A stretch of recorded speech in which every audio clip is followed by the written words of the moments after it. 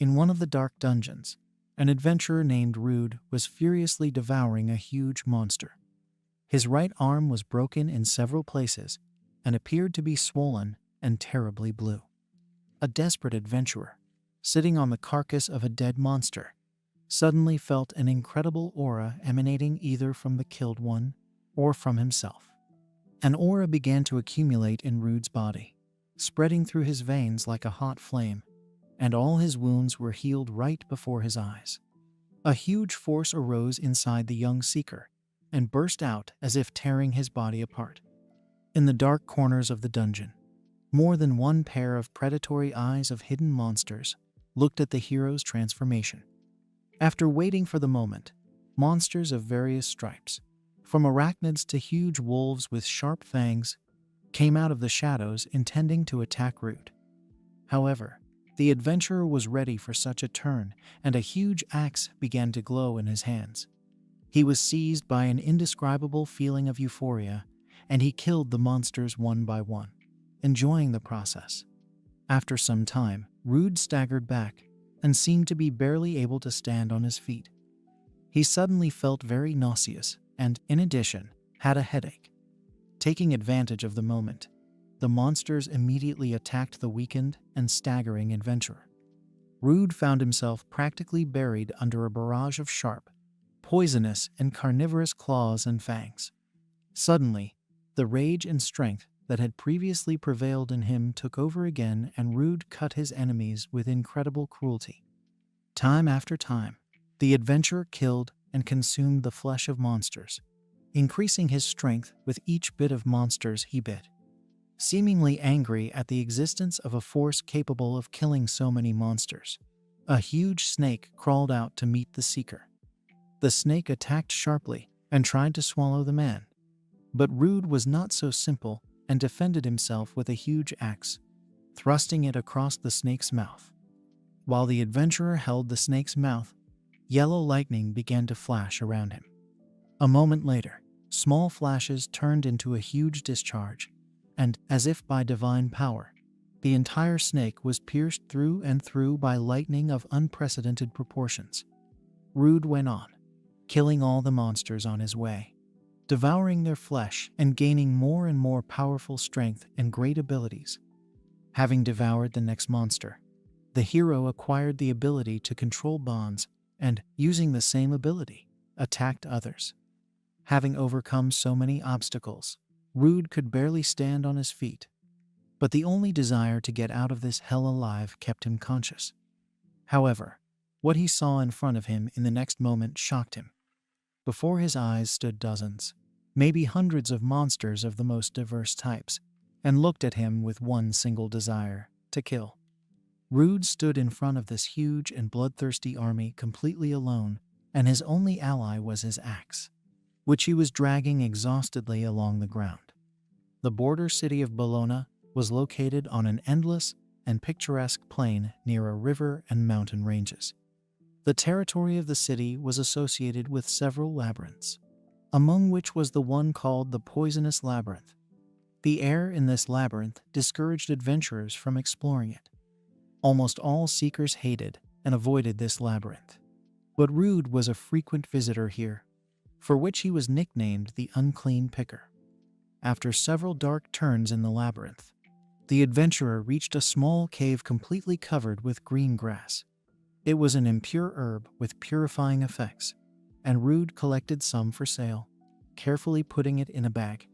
Satisfied with the work done, the guy left the cave with the grass and was about to return back to the city. Suddenly, Rude heard sounds and saw 3 evil poisonous rats in front of him, who were already preparing to attack him. One of the rats began to secrete poisonous poison from its mouth, which quickly spread around in purple clouds of smoke. However, against Rude, this ability was useless, and despite the obvious danger, he grabbed his sword and ran forward. Having escaped from the poisonous smoke, the adventurer jumped and pointed his heavy sword at the huge rats. With one movement of his sword, he cut the monster in half and, surprised that the poison did not work, the remaining 2 rats attacked him at the same second. Rude swung his sword, fighting off the attack of the monsters, and finished off another rat monster in the air. Despite all his efforts, the adventurer could not fight off the third rat, which suddenly approached on the sly. Rude defended himself with a sword, but the rat grabbed the weapon with its fangs and claws, giving no chance of salvation. Suddenly, someone launched a glowing fireball towards the hero, and the monster was defeated. The hero barely dodged and flew to the side, and a bright light flashed in front of him, in which the rat that threatened his life died. Turning his head in the direction from which people's voices were coming, Rude saw three guys whom he had often met in the Adventurers Guild before. One of the three searchers who arrived leaned towards the hero and extended his hand, saying that he was glad to help, because it seemed to him that Rude was clearly in trouble. However, the main character did not accept the outstretched hand, and, coldly thanking him, asked from now on to warn in advance about such dangerous attacks. Another, larger seeker, standing at the entrance to the cave, shouted to his comrades that he had found entire deposits of valuable unclean grass. His friends were delighted and smiled joyfully, but Rude was not happy, because the searchers had found his secret place. The stunned hero asked if those three were deliberately following on his heels in order to discover his hotspot. The adventurers reacted negatively to the question asked by the hero, and said that they were simply exploring the territory and even managed to save Rudd's life. The three guys were hostile and shouted at the seeker, calling him an unclean sniffer, and the hero had no choice but to apologize. In the evening of the same day, the upset hero returned to the Otpuser restaurant, where he himself lived.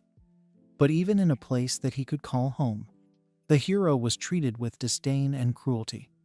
Two restaurant patrons mocked Rude, calling him unclean pucker. One of them came close to the hero's face and lit a fire right in his palm, causing cold sweat to break out on the main character's forehead.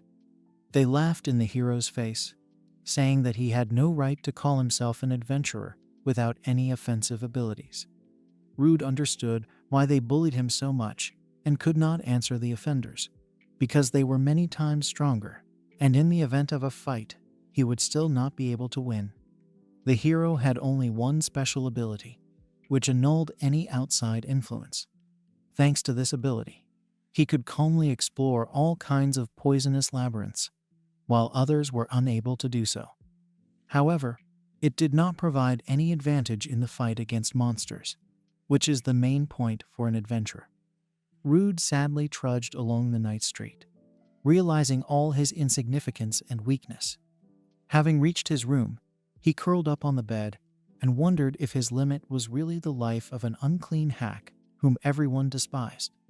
The Adventurers Guild building looked very beautiful and inspiring from the outside, and there were usually not many people there in the morning. Rude also arrived at the guild with the idea that he needed to find a new source of income before he ran out of money. But only upon entering the building, the hero was extremely surprised by the number of searchers who had arrived and the liveliness in general.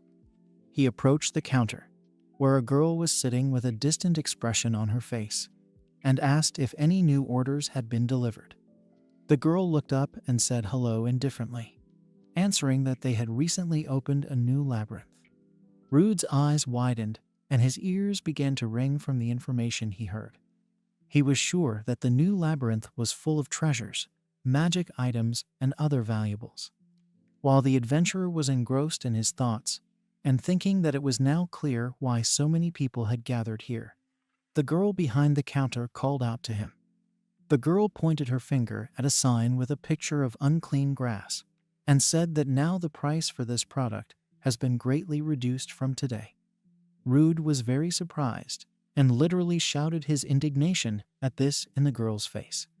The girl calmly explained that the reason for this is that this grass is needed only by those who go to the poisonous labyrinth, and with the advent of a new labyrinth, the need for unclean grass will decrease.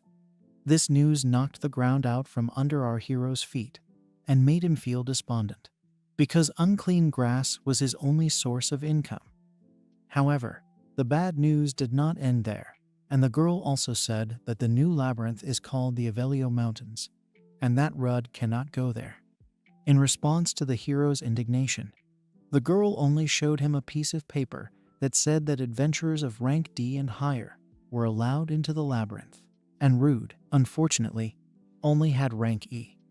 But the hero did not stop trying to persuade the girl to let him through to the new labyrinth, because he also wanted to explore it. The girl just sighed, complaining about the rules, and Rude had no choice but to accept it. Suddenly, an unknown person approached the counter and invited our hero to join his team as a porter so that Rude could get into the new labyrinth. The mysterious guy came a little closer and looked at the unlucky adventurer. Through a small grove, the coachman, driving only one horse, was driving a simple white cart. Inside this cart sat 4 people, including our hero and the mysterious stranger who offered him a job. The guy sat opposite Rude and smiled and said how glad he was to meet them, because he had long been looking for a person who could collect materials from the new labyrinth, but could not find anyone. However, other members of the team were clearly not enthusiastic about this idea and expressed their dissatisfaction with the fact that it was the unclean picker who joined them. The leader of the group tried to relieve the tension in the air and reminded everyone that this same unclean picker had been working as an adventurer for quite a long time and would be better than newcomers. He then turned to Rude and introduced himself under the name Bayer, saying that he was the leader of the Scarlet Sword. The Scarlet Sword leader introduced the red-haired girl under the name Sasha, to which she only chuckled.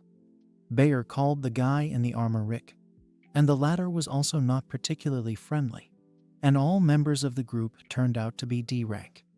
Our hero also introduced himself by his name and his rank, saying that he would be glad to cooperate with them, under the pretext of getting to know the new team member better. Before entering the labyrinth, Bayer asked Rude for a guild ID, and our hero agreed. The adventurer took out his ID, which contained absolutely all the information about him. Having carefully read the contents, Bayer asked in surprise whether Rude could cast magic, but the hero replied that these forces were not enough for a fight, and that it helps him with small things and cooking. The leader of the Scarlet Sword smiled and said that even so, this skill is useful, and he is counting on our hero in the future. And the cart was already driving along the rocky foothills along the path leading to a new and exciting labyrinth. Arriving at their destination, the entire team was delighted and literally beamed with joy. They stood in front of the gates of Avelio's newly created labyrinth, and fragments of stones were scattered around the gates. Despite the fatigue after a long journey, the entire team, including the porter in the person of our hero, was simply burning with the desire to quickly explore the new labyrinth. The team opened the gate and looked around warily, because danger could be waiting for them everywhere. However, all they saw was a huge crowd of other adventurers. The Scarlet Sword team, going inside, also noticed those who were collecting medicinal herbs gathered in one heap. Continuing on their way, they came across more seekers who were fighting several monsters. And even as they continued their journey deeper into the labyrinth, they still ran into other researchers. Sasha grabbed her head and complained about the huge crowd of seekers ahead of them and total bad luck. The leader of the Scarlet Sword group suggested that the initial floors had apparently been explored for a long time. Rick suggested going deeper, because there should be much fewer seekers there, and Sasha happily agreed with him. Meanwhile, Rude disagreed and opined that the labyrinth was still poorly explored, and they should start with a map of the first floor. Our hero's caution caused a negative reaction among the members of the Scarlet Sword, and they attacked him and accused him of cowardice. The leader of the group intervened in the skirmish and hastened to calm his comrades, taking Rude's side. However, Bayer also disagreed with the new member of the team and expressed his opinion that if they hesitate, then they will not see any prey. And the Scarlet Sword team set off to explore Avelio's new labyrinth further. The fourth floor of the labyrinth was a large round hall with stone faces carved on the wall and a pedestal in the middle. Out of nowhere, a monster with glowing red eyes jumped out at our hero. Rude was frozen in horror, but Rick arrived in time and, covering the hero with himself, cut the monster. After rescuing the team's porter, Rick turned and mockingly asked Rude why he was shaking from every small fry. Meanwhile, even Sasha seemed to be enjoying the battle, sending magical attacks at the monsters. What can we say about the team leader, who turned out to be an excellent swordsman and cut monsters with his blade like butter, as if cutting butter? Rude was shocked by what he saw in front of him. His comrades were strong, but he could not even move from horror. Having dealt with the monsters, the Scarlet Sword team sat down next to their acquired goods, rejoicing at the decision to go further down the labyrinth. The leader agreed and noted that the monsters here were not that strong, and they had finally found the treasure. Rick turned towards our hero and disdainfully ordered him to collect materials from the monsters he had killed. Rude replied that this was impossible, because the skins of the monsters were too damaged, and most likely there was not even a magic stone left there. Rick responded to this statement by only rudely accusing him of laziness and ordering him to hurry up. Remembering how Rick saved him and realizing his weakness and insignificance, Rude had no choice but to agree. The hero approached one of the dead carcasses and closed his eyes from the stench. All the monster's intestines were spilled out.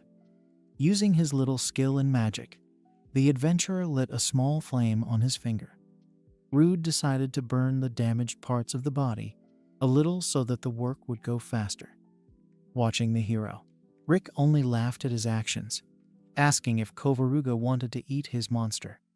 Rick added that this thought of their porter did not surprise him at all, because the group had been wandering for quite a long time, and he himself was already hungry. So he could have looked at the monster's meat, and Sasha only snorted and noted that it was disgusting. Sasha also added in a serious tone that eating monster meat is taboo, because no one knows what will happen if a person absorbs the mana of monsters. Rick just shrugged off Sasha's lecture and said that he was joking, and that as soon as they returned, he would use the money to arrange a feast for himself. Suddenly, the entire space was filled with a terribly loud and ominous roar, driving almost all participants into horror. In front of them, shaking the ground with its huge hooves, a huge monster crawled out of the thickest darkness. This monster turned out to be a huge monster, the Minotaur himself, possessing frantic power. The whole team was horrified, and our hero was no exception. He was extremely surprised that a monster of such a high level ended up on such a simple floor. The Minotaur was getting closer and closer to the Scarlet Sword team, and its members, shrouded in horror, backed away. Sasha and Rick shouted to their leader that they would never defeat such a monster and asked what they should do now. Bayer called out to Rude and ordered him to quickly give him the backpack, which the porter had had all this time, and the leader wanted to use the item from there.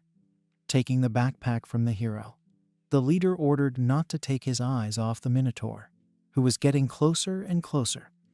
Rude, as ordered, did not take his eyes off the huge monster, and, trembling with fear, he asked his leader if he had a plan.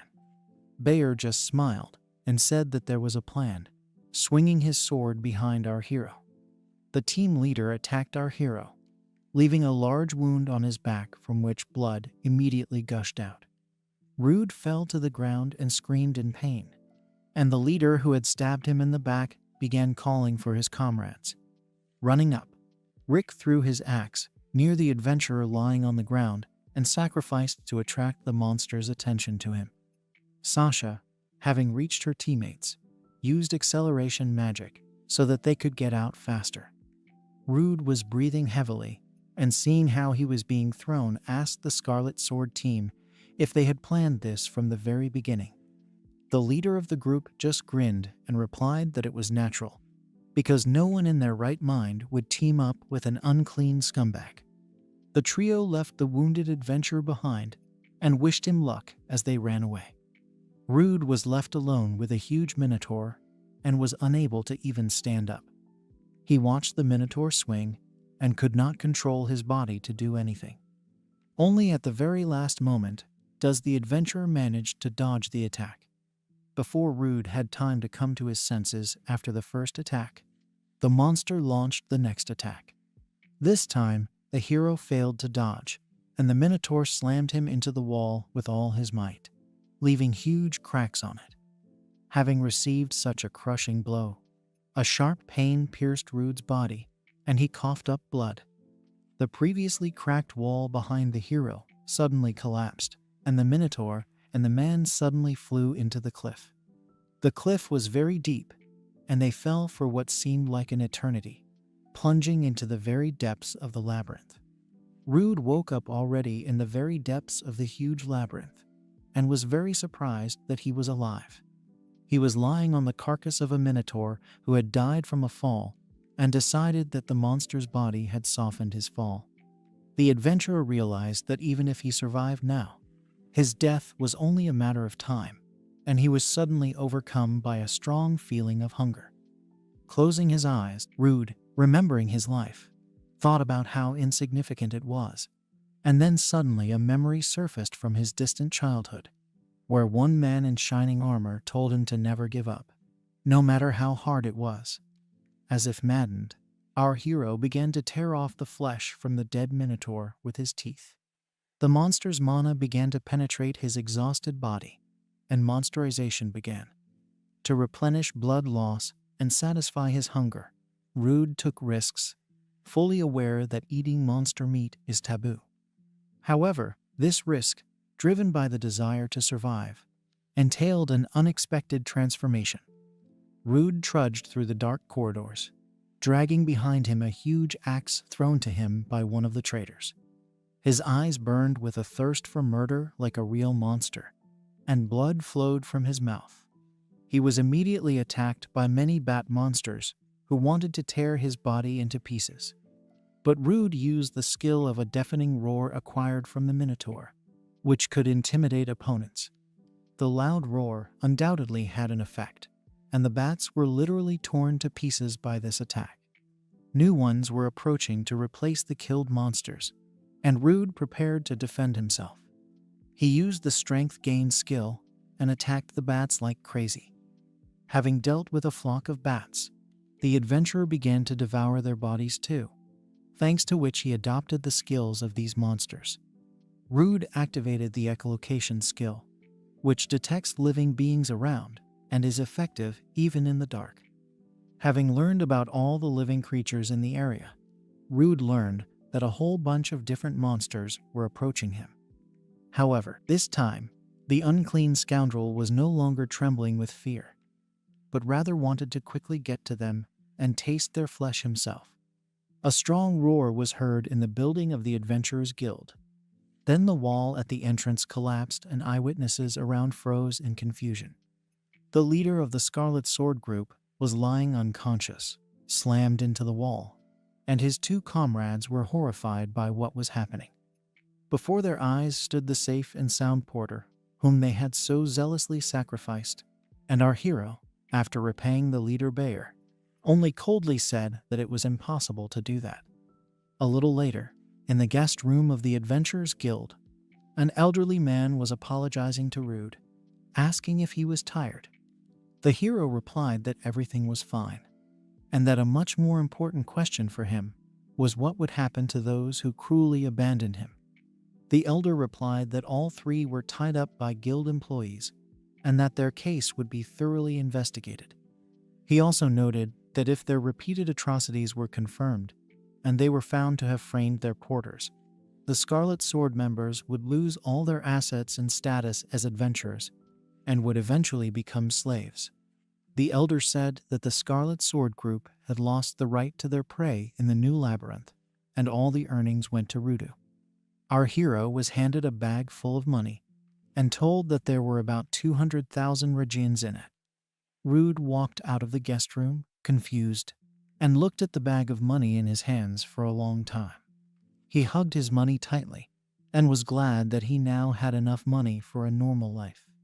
Leaving the guild, Rude noticed that after what he saw, his fellow guild members stopped clinging to him. But they also did not begin to treat him better. Our hero decided to eat well and buy new equipment with the money he earned. First of all, the adventurer decided to look into the shop for equipment. It was just nearby. On the counter, Rude saw what struck him at first glance, a black magic bag. But after seeing the price, he decided to eat first. The next time, the hero returned to his usual poisonous labyrinth and was surprised at how easily he dealt with the rats, which a day ago had been an impossible enemy for him. Rude activated the assessment skill, which he acquired from the one-eyed monster. With this skill, Rude quickly assessed the rat corpse in front of him according to all criteria and learned that these monsters were level 9. The hero decided to check his own level and took out his ID, believing that he was at level 20.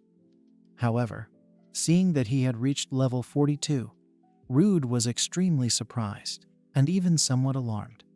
In addition to raising the level from 7th to 42nd, the hero also saw that he now had a whole bunch of different skills. Rude recalled that returning from the labyrinth in the mountains, he noticed that the wall that the Minotaur destroyed was intact. Today, he did not plan to return there.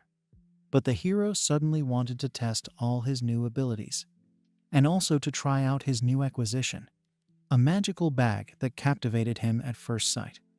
And our hero went to Avilio's new labyrinth in search of a strong monster on which he could test all his skills. Having reached the 13th floor and killing all the monsters along the way, Rude decided to go down even deeper. The monsters he met were no good. So the hero reached the 24th floor, so deep that the very air here was saturated with danger. There was a monster walking around here in armor, and with a sword, looking more like a reptile. Rude looked at it from around the corner, and used his assessment skill to learn more about the new monster. The adventurer found out that this is a lizard monster that usually fights in a group. Looking at his sword and magic bag, the hero decided to try to fight the monster. He attacked the lizard from behind with his sword, and he flinched in surprise. The lizard managed to jump away, but Rude still touched his hand with the tip of his sword, causing a small wound. However, despite everything, the battle that Rude had expected turned into a completely different direction, and the monster began to run away from him screaming. The adventurer caught up with the monster when it came to a dead end and was frantically looking around. Having threatened the monster that now he would not escape, Rude prepared for battle, drawing his sword, and the lizard stood with his head down. When the hero came closer, the lizard turned to him, and there was obvious mockery in the monster's eyes. The whole chase was initially conceived with the goal of surrounding the adventurer, and 2 other lizards were already standing behind him. Realizing that he had been duped and lured into the most trivial trap, Rude became seriously angry. Rude decided that the situation was really bad, because he was surrounded on all sides by lizard warriors, and one of the sides of the retreat was a dead end.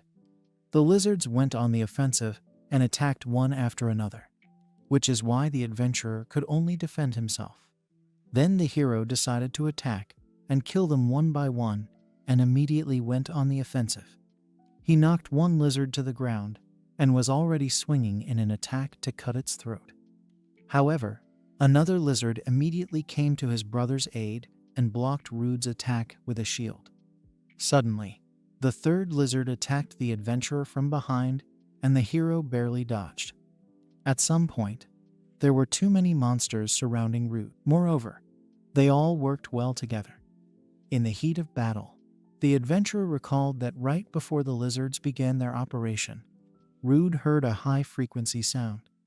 Rude looked into the distance from where the monsters were coming and saw a red lizard making strange sounds.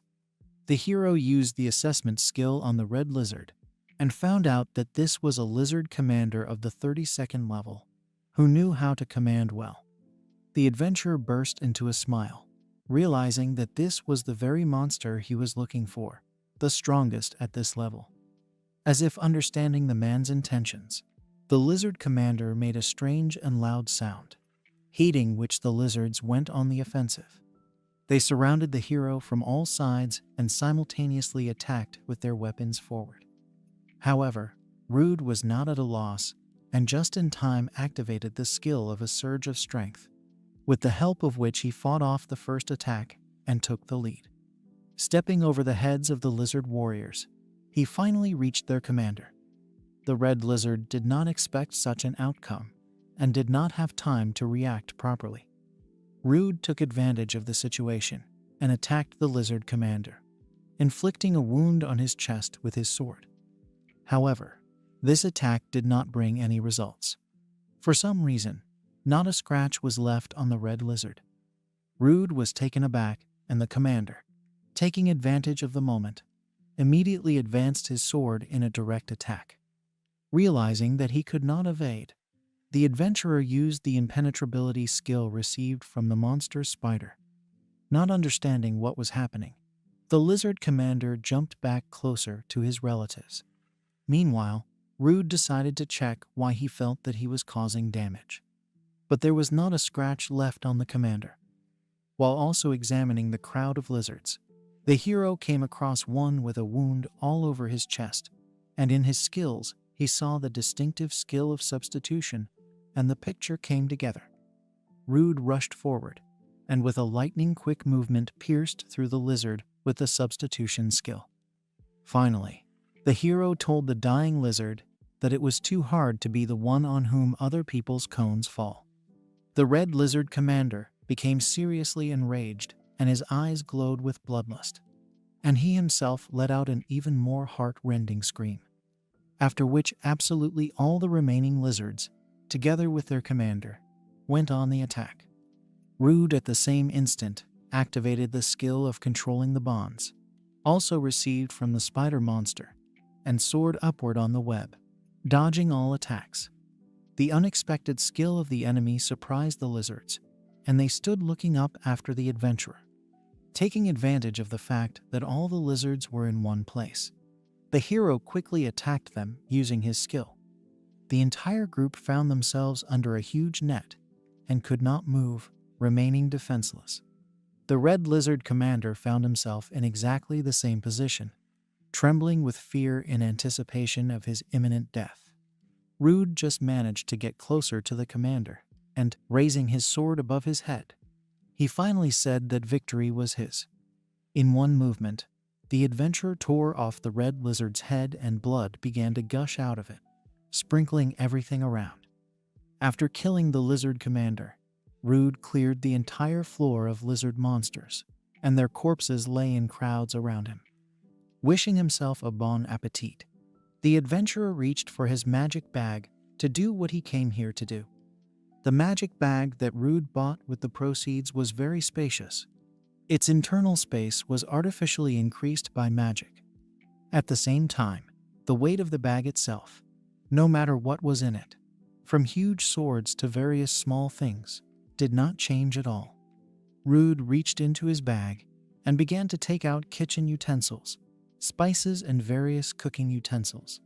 He carefully cleaned out the meat of the lizard monster, remembering that when he found himself abandoned on the lower floors, he was in despair. After cleaning, the adventurer carefully cut the meat into equal parts, anticipating what he really wanted to try.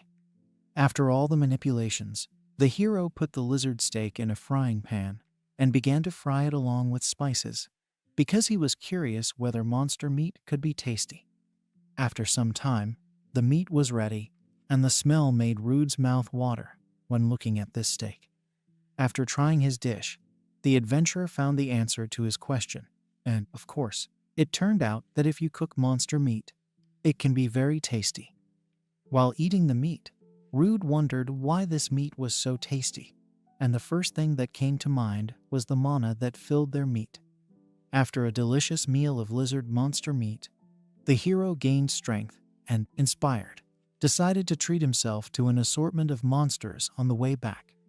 Remembering also the skills that eating monsters gives, he suddenly remembered about the lizard with the substitution skill and began to visually search for it among the corpses. Rude reached the 21st floor of the labyrinth, where various monsters in the form of huge insects were waiting for him, and also slimy huge toads that apparently exuded poisonous gas from their mouths. The adventurer activated another skill acquired from the Thunder Wolf monsters and attacked the enemies with bolts of lightning. The butterflies and frogs were instantly fried and scattered in different directions. The hero was pleased with the result and thought that the lightning cover skill was also a very useful thing. And smiling, the adventurer, looking at the dead monsters, said to himself that now a dish of frog legs breaded with butterfly wings awaits him. After some time, the dish of frog legs and butterflies was ready and looked very appetizing. Rude devoured the dish on both cheeks and was surprised that the meat turned out to be so tender in taste and more reminiscent of chicken. Suddenly, the adventurer heard a noise and what seemed to be human voices in the distance. He quickly began to get ready, glad to know that there were other adventurers who had climbed just as far. This was a rare chance to watch other people in battle and perhaps learn something, so Rude ran straight towards the noise. And on the other side, 4 heavily armed men surrounded a wounded girl in a green cloak, who was sitting on the ground, unable to move. One of the men expressed his dissatisfaction with the exhausting battle, saying that he could not believe that the girl still had so much mana left. Their leader tensed, reaching out his hand to the girl's hood, and said through gritted teeth that their strength was not wasted. After all, their prey turned out to be an elf girl who looked at her enemies with her big green eyes. The men speculated with interest how much they would give for such exotica, looking at the girl and mentally counting the money. Fortunately, our hero arrived at that moment. After watching the picture, he said that he hoped to make friends among the adventurers. Out of surprise, the men momentarily lost their vigilance and turned towards the voice. Rude was already heading in their direction, who told them that even if he didn't know what was happening here, he would not be able to pass by the girl who was being attacked by a crowd. The leader of this gang, a man with a scar all over his right eye, angrily asked our hero who he was. Rude answered with pride and a perky smile that he was an adventurer, but thought to himself that he was of low rank. The elf suddenly shouted to her protector to leave, and that the men who had captured her were bounty hunters. Rude thought about her words and immediately activated his assessment skill, remembering that the bounty hunters were rumored to be of a very high rank. Looking at the man with the scar, the adventurer was surprised that he could not see his statistics. The hero frantically glanced at the other 3, but he couldn't see any information there either. Everything seemed to be blocked. Rude still couldn't understand what was happening, his eyes wandering over each of them and wondering if these types really had something like a concealment or a magic blocker. While our hero was in confusion, the head of the bounty hunters made the first move, ordering his guys to kill the unexpected guest. The blonde with a sword was the first to respond to the order and sharply rushed at the adventurer. Rude was able to defend himself, but thought that this guy was quite fast, and if he had not blocked the blow during the blow, he could have already died. Crossing his blades, the blonde expressed a playful compliment towards the hero, saying that he turned out to be not so bad, to which the seeker replied that it was because his opponent turned out to be weak. Angry at the harsh words, the blonde shouted that he was not a weakling and increased the pressure on the sword, which made the hero have a hard time. Rude, taking advantage of the fact that he was quite close to the enemy, decided to activate a new skill acquired from the monster's frogs and spat out poison in the blonde's face. The bounty hunter's entire face began to hiss and melt, and all he could do was scream in wild pain, clutching his face. The hunter's comrades were extremely surprised watching the situation from the side. They called their friend, smiling and wiping the remnants of poison from the corners of his mouth. Rude thought that this style of fighting was very reckless and not suitable for an adventurer, but it was he who helped such a weak person survive. The head thought that Rude's unique skill was poison, and deciding not to underestimate the adventurer, he ordered everyone to attack at once. Two followers immediately moved forward, attacking our hero, and not giving a chance to retreat. Rude dodged and blocked his opponent's blows and understood that if he hesitated for even a second, he was dead. The adventurer did not notice how the head of the hunters approached him and saw the impending blow too late. There was no other way out, and a split second before contact, the hero quickly activated the impenetrability skill. The head of the bounty hunters kicked Rude in the head with all his might, causing him to fly to the side. The adventurer fell straight into the swamp, but thanks to his impenetrability skill, he remained safe and sound. Without giving him a chance to come to his senses, the other hunter headed straight towards our hero. However, unexpectedly, the main character began to run away into the very middle of the swamp, and his enemies shouted after him in surprise. Just as the bounty hunter was about to go straight after him, his leader ordered him to stop. The head said that if he went deeper, he might not return, and that the adventurer would soon come out on his own, because the swamp was poisonous. Some time has passed since our hero climbed into the poisonous swamp, and the bounty hunters were eager to get rid of him as quickly as possible. The hero's plan was for the bounty hunters to be poisoned by the fumes of the poisonous swamp, and he would already begin to act. Rude thought that he could sit in the swamp a little longer, because the poisons had no effect on him, and the enemies were becoming weaker.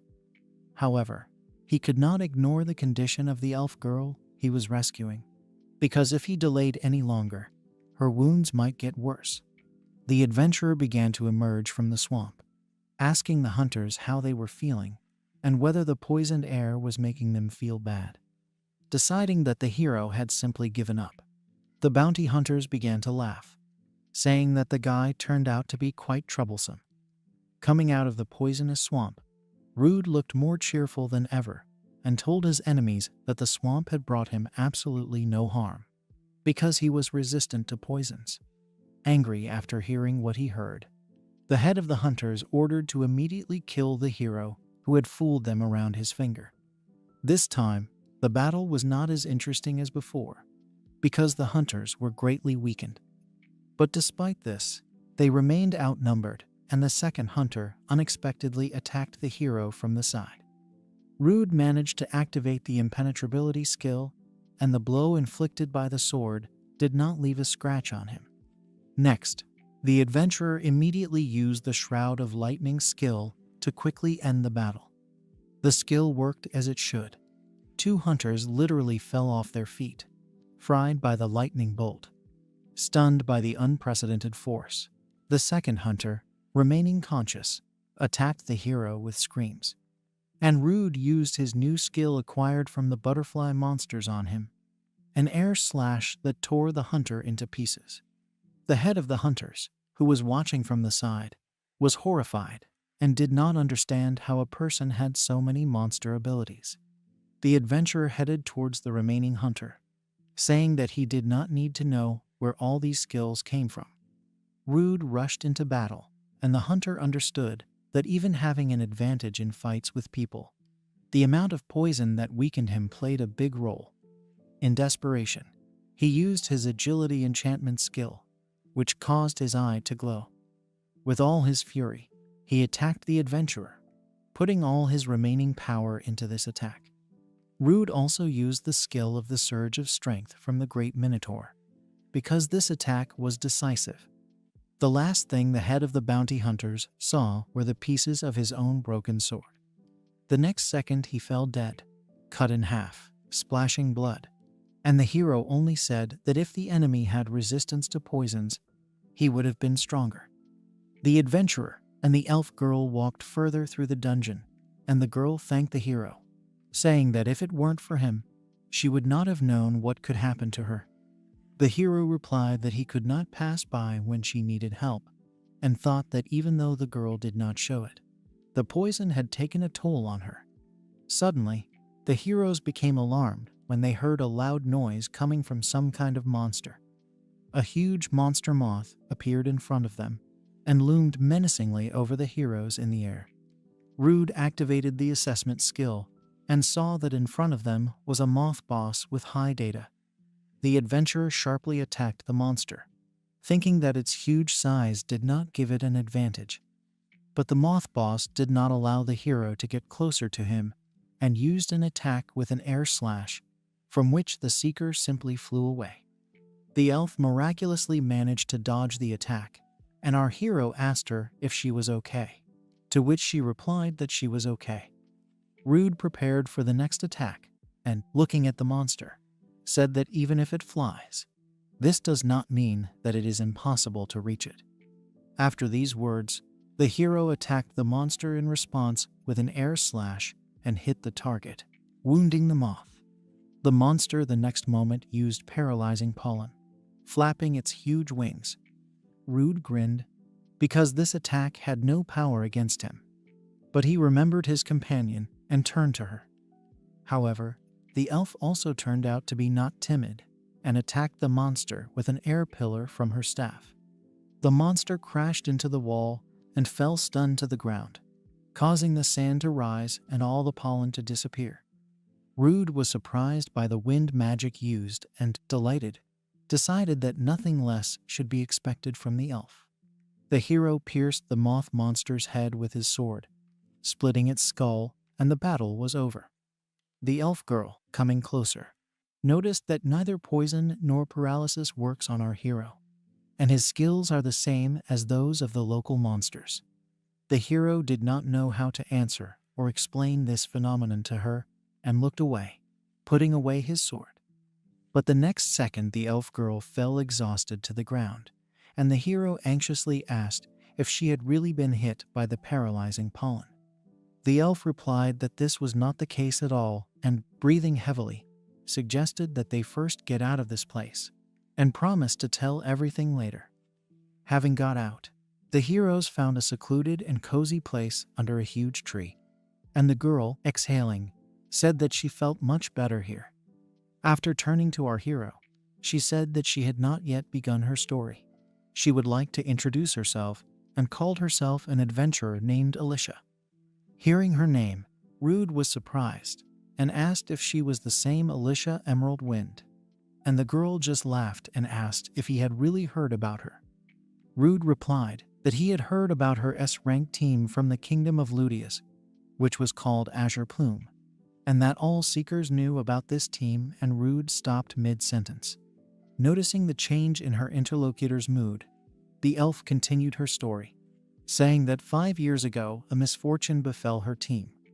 The girl said that her team went into battle against monsters from the deepest levels of the S-rank labyrinth, called the Labyrinth of the Abyss, and in this battle their leader died. According to the girl's story, another member of the team resigned due to serious injuries. Another member of her team was swallowed up by the labyrinth itself, dragged into its deepest and darkest parts. Sighing, the girl began to open her clothes in the neckline, saying that she couldn't get away with it either. Her ambiguous actions confused our hero, and he jumped up asking what the girl was doing. But the girl only showed a purple mark on her chest and said that this was a level-lowering curse that had been on her ever since. Rude was surprised and turned to the girl and said that he had never heard of such a curse before, and the girl replied that until she received it, she also did not know about it. She said that she tried to remove the spell in a variety of ways, but all she managed to do was slow down its progression. She said that those bounty hunters knew full well about her curse and just wanted easy money. Shrinking, the girl added in a quiet voice that she would still die as soon as her level dropped below 0. But still, she did not want to be at the mercy of those thugs. Suddenly, hearing the story of the elf girl, our hero was struck by the idea of how to lift the curse. He came closer and asked the girl not to resist the effect that he was going to activate on her. Touching her shoulder, Rude activated the substitution skill he received from the lizard warrior. The girl got scared and asked not to do this, because the curse was simply passing on to our hero. Rude smiled, and without stopping asked to just trust him, and the curse continued to flow to the new owner. Suddenly, the darkness gathering behind the guy began to disappear into a bright glow. The hero activated his unique ability to cancel curses. After it was all over, Rude looked at his hand smiling and thought that his idea was a success. The girl looked at him with her big green eyes and asked what it was, to which the hero asked to simply check his adventurer ID. Having checked the ID, the girl was very surprised, because the curse that had tormented her for 5 years had finally disappeared. Rude explained that his unique skill is the cancellation of all kinds of external negative influences, including curses. The girl, having heard his explanation, sharply called him a fool and asked why he had to take such risks for the sake of the first person he met. After crying with happiness, she smiled widely and said that she was grateful from the bottom of her heart. They stood like that for some time, under a huge tree in the forest, and the girl continued to cry with joy. In the evening of the same day, the adventurer and Alicia went to a tavern called From the Belly, where there was a room where the main character lived. The elf girl happily drank more than her first mug of beer and had a lot of fun, saying that the hero knows a lot about choosing places. It was cheap here and the beer was delicious. Rude responded to the compliment with only a weak smile, thinking that they simply weren't allowed into the other establishment. Watching the girl order another mug, the hero asked if everything would be okay with her from so much alcohol, because she was seriously injured just a couple of hours ago. Alicia replied that she was already recovering and, cheerfully holding out a mug, added that on such a wonderful day, it was worth drinking. Sipping an intoxicating drink from a mug, the hero looked seriously at his companion and asked what she intended to do next. The girl looked at the hero and replied that she would like to get to know him better and find out why he decided to become an adventurer. The hero began his story by saying that a long time ago, the village where he lived was attacked by monsters. Because of these monsters, the entire village was destroyed and Rude lost his entire family, loved ones and friends. His rank adventurer came to the village's aid and bravely confronted the huge monsters. This seeker in shining armor fought bravely against the monsters, and in the end defeated and saved little Rude. Rude said that he never forgot how majestic this high-ranking adventurer looked back then.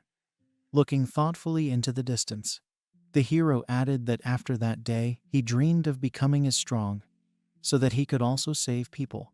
That was his goal. After listening to the hero's story, Alicia smiled mysteriously and replied that his goal was wonderful and worthy of respect. Rude asked in surprise if she would laugh at his goal, to which the girl replied that she herself dreamed of becoming a high-ranking seeker. Alicia also winked, saying that she was going to become even stronger until she was cursed in that ill-fated dungeon. The hero was surprised to hear from the girl that she was going to go into the labyrinth of the abyss again, because in her opinion, her companions could still be there. The elf extended her hand to her savior and said that so far they do not have enough strength to fulfill their desires and offered to unite as a team. Rude hesitated. The last experience of joining a team ended disastrously for him, and he was just about to refuse this offer. Suddenly, the girl's outstretched hand was grabbed by 2 guys who mocked our hero earlier. The guys began to harass the elf girl, offering to go have a drink with them and leave this unclean scumbag. However, this time Rude decided to fight back against the offenders, and, grabbing one of them by the shoulder, asked to leave them alone. Not expecting such behavior from yesterday's meek boy, one of the guys got angry and grabbed the hero by the collar. Both sides were excited to the limit, and things were heading towards a big fight, because the conflict happened more than once, and this time there was also a girl with the hero. Suddenly, Alicia herself got involved in the conflict, loudly asking the guys to stop the proceedings, adding that the gentlemen were in the tavern, and therefore the problems had to be solved differently. An alternative method that was quickly adopted by the participants was an endurance competition. The girl grabbed the glass and shouted that they would compete to see who could outdrink who, and the crowd around rejoiced at the upcoming show. Alicia competed with two bullies, drinking more and more glasses of alcohol, and it seemed to everyone that this fragile lady would soon give up. However, the victory still went to the incredibly persistent elf, who proudly stood up against two men in this competition. The heroes moved away from the cheerful crowd and leaned against the wall. Rude looked at the girl and said that she behaved well, for someone who had already drunk a lot before the competition. Alicia pouted and replied that the guy was her benefactor, and she couldn't just watch others bully him. At the last words, the elf was already staggering, and a second later, she collapsed right into the adventurer's arms, which surprised him greatly. Realizing that the girl got into trouble because of him, he decided to help her sober up and used his substitution skill. Alicia suddenly came to her senses, and Rude explained that he cured the hangover with his skill, and he himself couldn't get drunk, so he wasn't afraid. The girl was delighted with the guy's skills. After all, he first saved her from the curse, and now helped her with a hangover. Having said that they must form a team, the elf went for another portion of beer. At the bar, a girl stopped near a sign with a drawing of a special fish dish and said that it was a shame that they wouldn't be able to try it. The owner of the establishment told them that the place where they catch this fish, Barnama, was occupied by some kind of monster, and the Guild of Seekers is now short of hands. Afterwards, the owner turned to our heroes and asked if they would like to help him with this problem. A little later, the newly formed team had already arrived at the fishing grounds, where they were catching Barnama on a small boat. The heroes were inspired and wanted to deal with the local monster so that they could quickly try the signature dish of Barnama. Suddenly, a beam of bright light shot out of the water towards the heroes, and Rude was able to dodge it with a sharp movement. A monster in the form of a fish with 6 glowing eyes and sharp teeth like a piranha appeared in the water. Seeing his target, the adventurer was delighted and prepared to deal with him in the blink of an eye. However, the elf called out to him, looking anxiously in front of her, and Rude was also not happy with what he saw. As it turned out, the adventurer's boat was already surrounded by a huge number of predatory monster fish. They swam from all sides, and from the depths of the sea, another bunch of monsters approached the boat. The hero immediately used his assessment skill and saw that these monsters had 3 skills such as high-speed swimming, water bullets, and spikes. The monsters did not remain idle for long and began to attack with water bullets, which Rude fought off with his sword. The attacks did not stop, and now the monsters were advancing like a wall of water bullets without stopping for a second. The adventurer was no longer able to repel absolutely all attacks and was analyzing what to do next. But the first thing he realized was that standing still was not an option. This means it was necessary to take countermeasures, and the hero jumped into the water with all his might, throwing his sword aside. The elf was terribly frightened and surprised at this turn of events. All she could do was avoid the splashes of water. But the hero clearly had a plan of action, and once in the water, he found himself completely surrounded by monsters. The fish quickly approached the adventurer, opening their predatory mouths and most likely dreaming of tearing off a piece of their flesh. But as soon as they approached, Rude activated his lightning cover skill and coupled with the electrical conductivity of the water. All the fish that swam up were under a powerful electric shock. The dead monsters, still twitching from the statistical shock, floated to the surface of the water one after another. Soon the adventurer himself surfaced, who was desperately called by his partner, who did not understand anything. He shouted to her that everything was all right. While in the water, Rude thought that there were still creatures in the depths and did not understand why they did not attack. The hero turned towards the elf and shouted that he needed to dive deeper to find out what was happening here. Rude also asked the girl to do something for him, and the girl looked at her friend in confusion, not understanding what was happening. Tied to a rope, The hero plunged into the abyss of a deep lake to understand the reason for the strange behavior of the monsters. The main character reflected on his guess that the monsters here were protecting something because they did not attack or run away to another place. His thoughts turned out to be correct, and at the bottom of the lake, predatory fish were guarding a huge monster that resembled either a crab or a tentacle. The hero used the assessment skill and found out that in front of him was a tentacle of the 38th level. This monster also had special skills such as paralyzing poison, the ability to throw away limbs, resistance to poisons, and high regeneration. While watching the monster, Rude saw how its claws on its limbs separated. And then the separated part instantly grew fins and turned into those predatory fish that the heroes had seen earlier. Now the adventurer realized that if he did not deal with tentacles, it was useless to kill small fish, and decided to swim out to prepare for battle. However, he was suddenly grabbed by the leg by a slimy limb and dragged to the very bottom of the lake. While the tentacle was binding the man with its tentacles, predatory fish attacked him from all sides. The hero again used the lightning cover, hoping that in one attack he would weaken the main monster.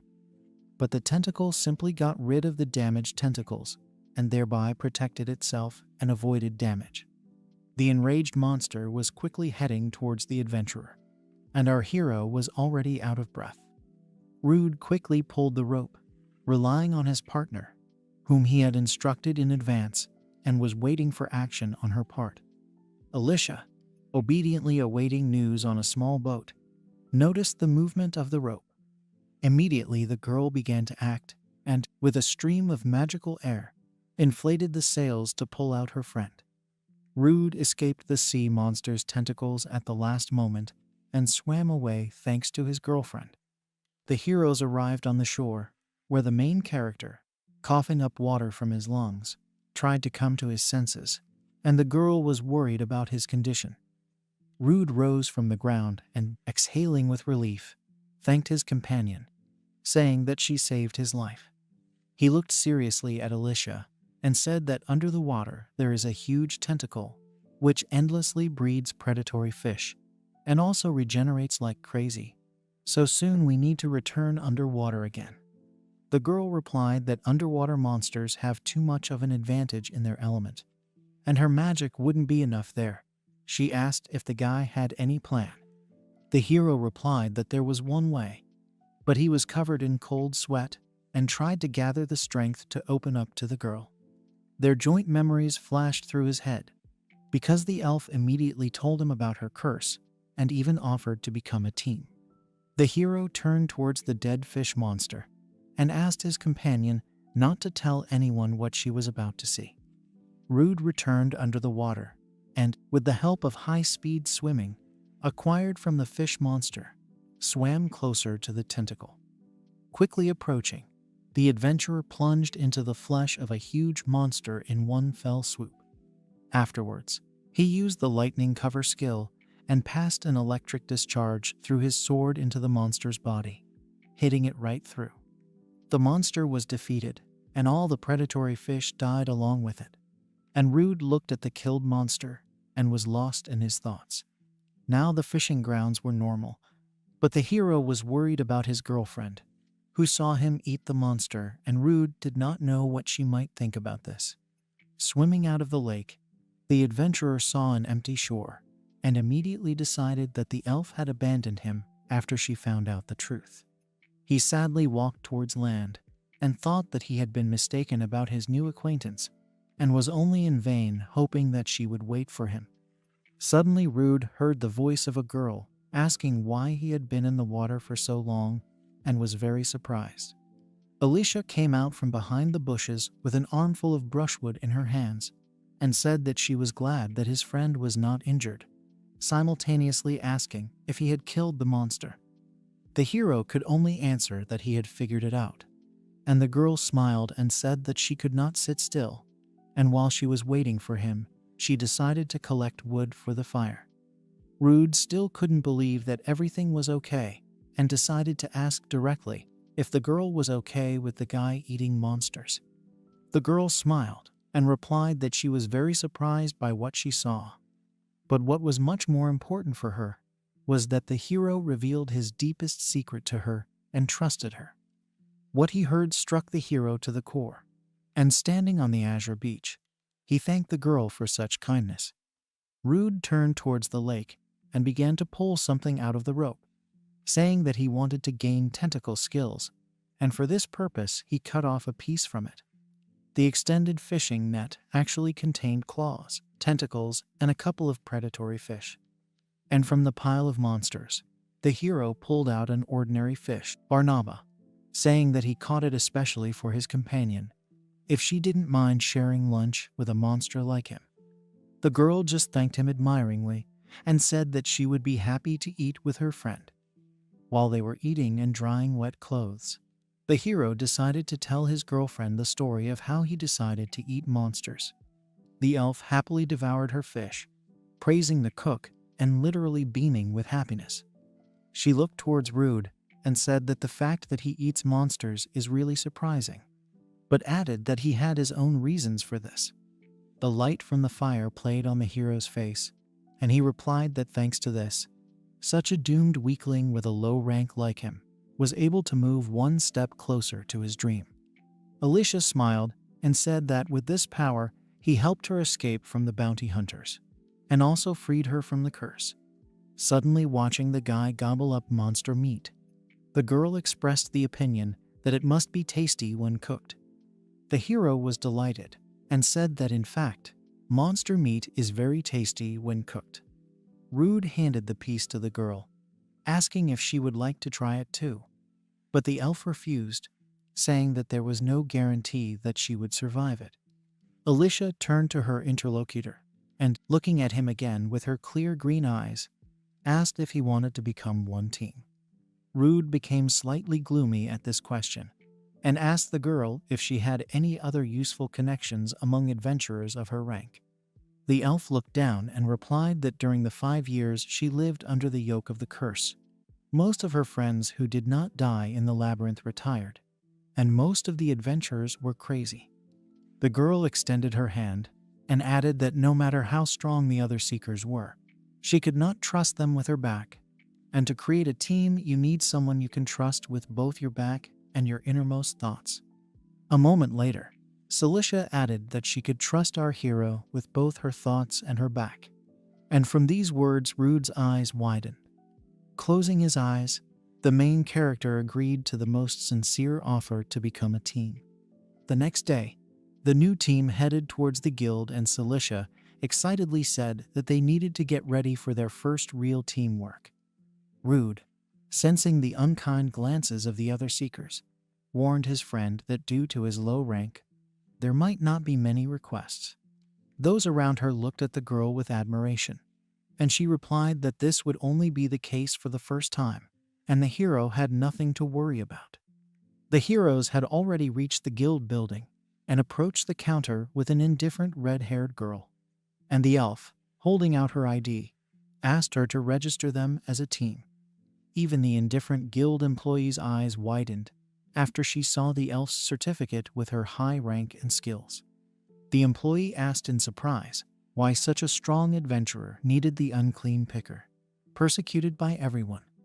The elf immediately looked angrily at the employee and asked what she meant, and the girl at the counter had to simply agree. Alicia also said that her companion needed to increase his rank and asked what he lacked for this. While going through papers with information, the employee said that Rude had enough achievements, and all that was left for him was a combat test. The elf demanded that then they need requests for purification of the highest level so that the two of them could cope. There really was such a request, and the team was informed that in the vicinity of Bologna, they needed to destroy a pack of gray wolves.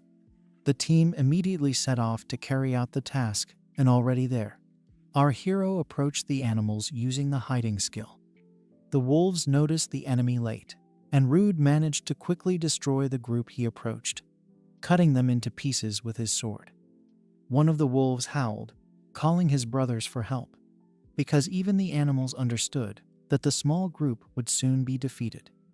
A group of wolves who had arrived for reinforcements ran up to the main character, and Rude shouted to his friend that he was leaving them to her.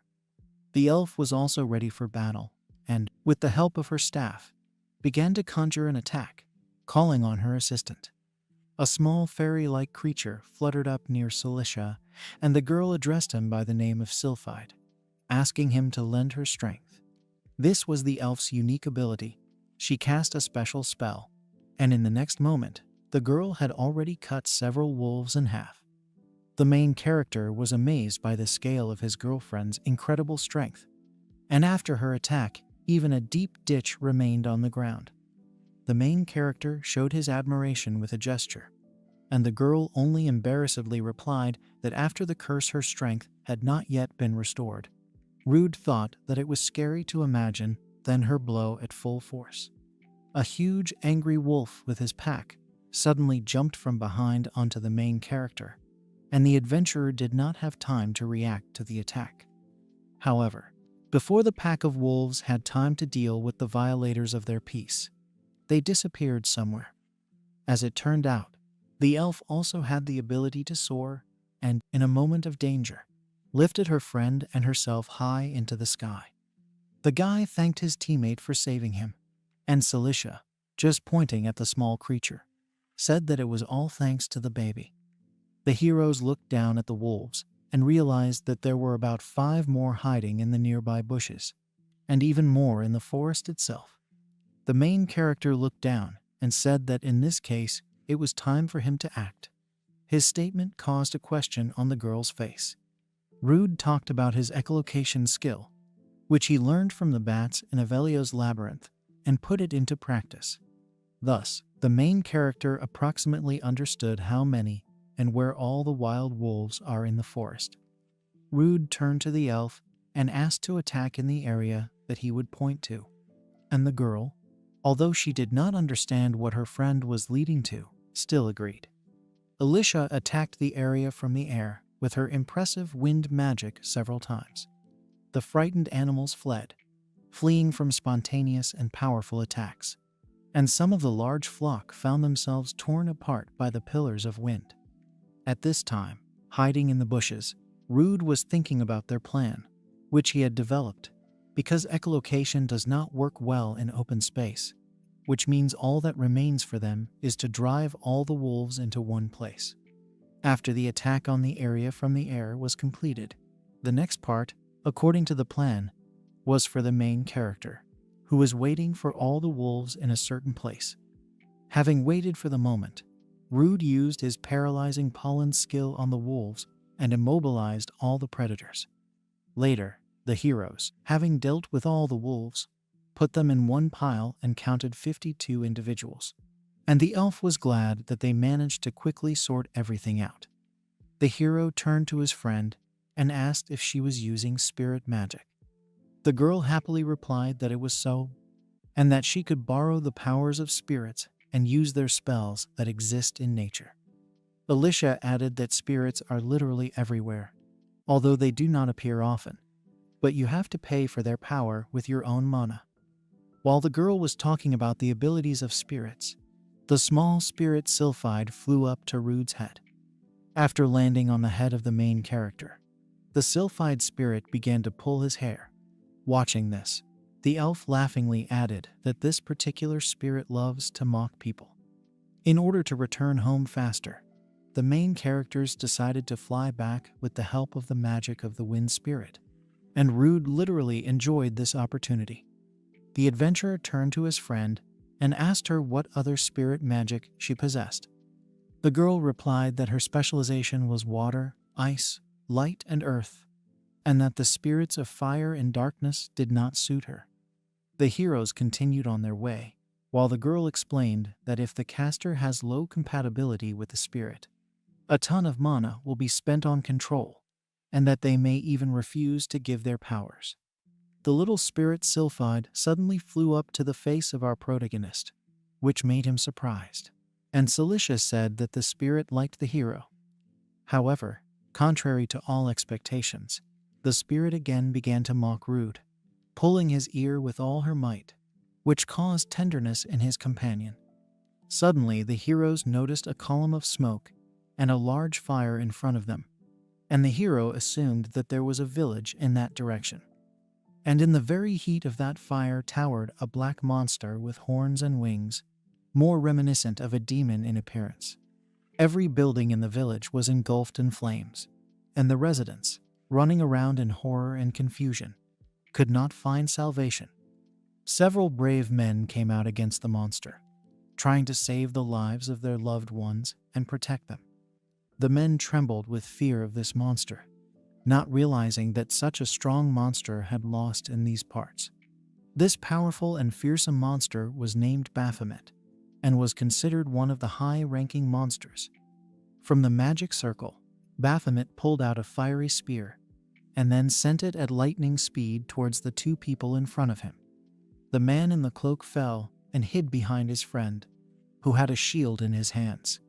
Death seemed inevitable. However, someone repelled the fiery attack of the demon with water magic, and saved two unfortunates who were already ready to meet their death here. The mysterious savior turned out to be our adventurer, who used his newfound water bullet skill, and a water spirit hovered next to him. Cilicia immediately appeared. Turning to the two survivors, she asked if they were okay, to which the surprised men replied that yes.